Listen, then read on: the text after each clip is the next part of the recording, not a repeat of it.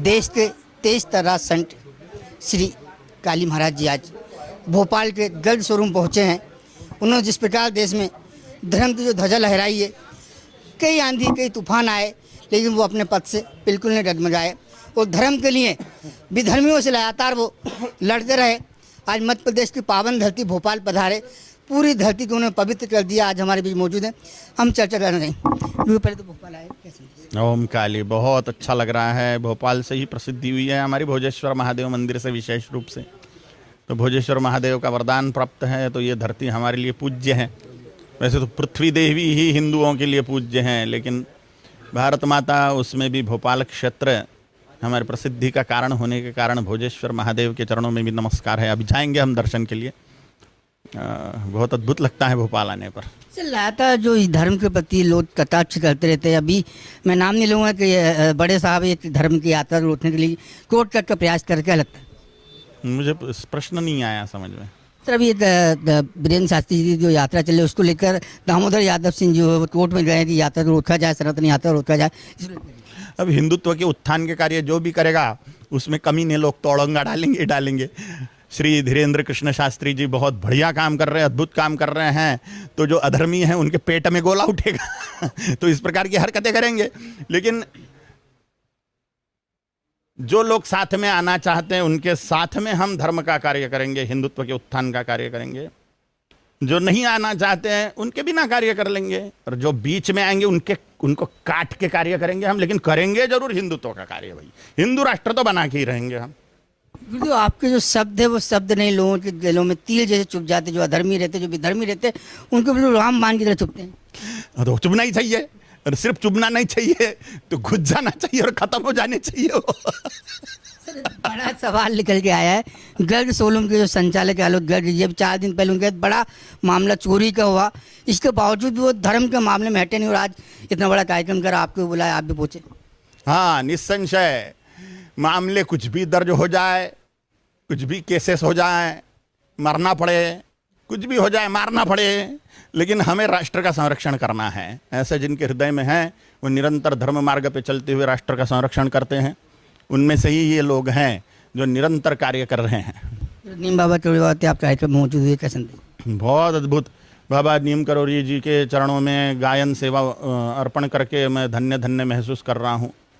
सारे जगत पर बाबा नीम करोड़ी की कृपा होवे और जल्दी से जल्दी छत्रपति शिवाजी महाराज, गुरु गोविंद सिंह जी महाराज, महाराणा प्रताप जी महाराज, पुण्य श्लोक माता हिल्या देवी के हिंदू धर्म साम्राज्य के स्वप्न को साकार कर देवे बाबा, ऐसे मैं बाबा के चरणों में प्रार्थना करता हूँ। सर, आप निपक्ष बोलते हैं, ना तो किसी सरकार से डरते हैं ना विपक्ष से डरते हैं। जब वर्तमान में भाजपा सरकार तेलुगु में भी है, प्रदेश में भी है, तो फिर गौ माता और राष्ट्रीय दरबार क्यों नहीं मिल पा रहे? न जाने क्या रहस्य है इसके पीछे, मैं भी नहीं जान पाता हूँ। निरंतर डिमांड कर रहे हैं और एक प्रोसेस होती होंगी। हम उस पद पे नहीं हैं तो हमें नहीं पता चलता क्या चलता है उनके हृदय में, क्या चलता है उस स्थिति में बैठने के बाद में, क्या होती है समस्याएं, वो प्रजा को नहीं समझ में आती है। ऐसा मेरा मत है वैयक्तिक। उनकी समस्याएं क्या हैं ये हम कैसे जान सकते हैं? देखा गया लगातार जो संत मानव सेवा में लगा रहता, अपना तन मन धन परिवार छोड़ के संत बन के सेवा में लगा रहता, छोटे से मुद्दे को लेकर उन्हें जेल जाना पड़ता, गंभीर आरोप लग जाते। क्या इस पर भी कोई फास्ट ट्रैक कानून बनना चाहिए कि पहले जांच हो?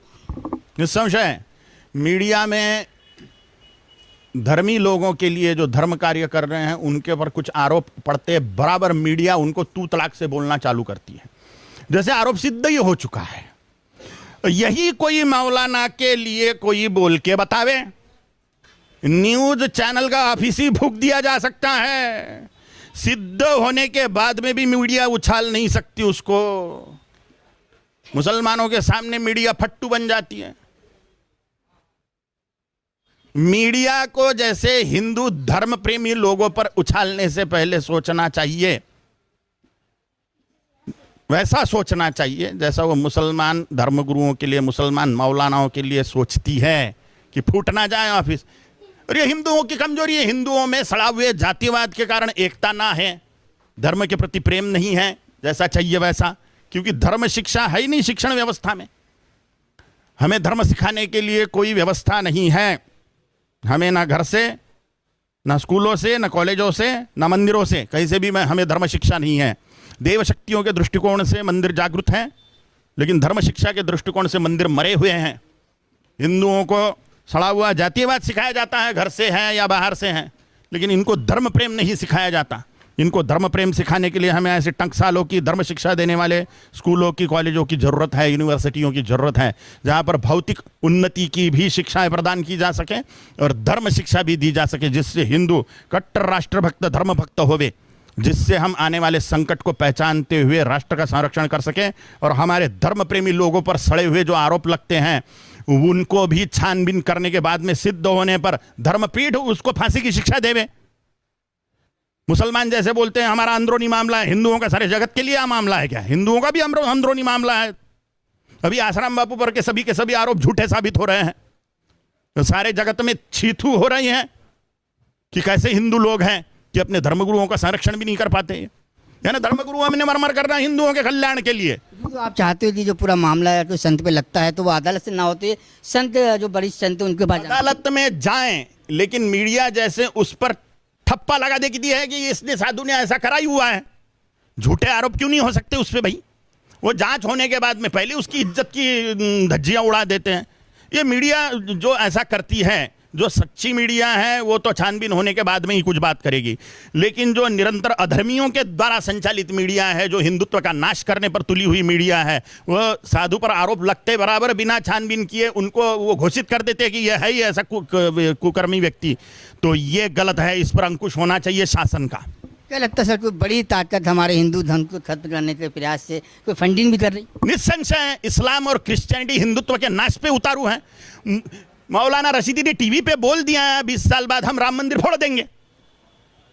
राम मंदिर फोड़ने की धौंस है हिंदुओं को, और सिर्फ राम मंदिर फोड़ेंगे कि शरिया कानून लागू होने के बाद में कोई भी इस्लाम के सिवा अन्य किसी के मंदिर वगैरह चलेंगे नहीं उसमें। शरिया पाकिस्तान में कहाँ पे है, बांग्लादेश में कहाँ पे है? शरिया कानून जहां लागू होगा वहां पे इस्लाम के सिवा कुछ नहीं रह सकता। ये कुरान के ऑर्डर है और असली मुसलमान कुरान फॉलो करता है, और कुरान के ऑर्डर है जहां पर काफिर मिले उसका गला रहे तो उसको काट डालो, मार डालो। एक तो उसको मुसलमान बनाओ, नहीं बनता तो उसको मार डालो। कुरान के ऑर्डर है अल्लाह के बंदो, जुम्मे की पहली नमाज अदा होते ही जहां पर काफिर मिले उसका कत्ल करो। सूरह तौबा सूरा नंबर 9 आयत नंबर 5, काफिर जहां पर मिले उसका कत्ल करो।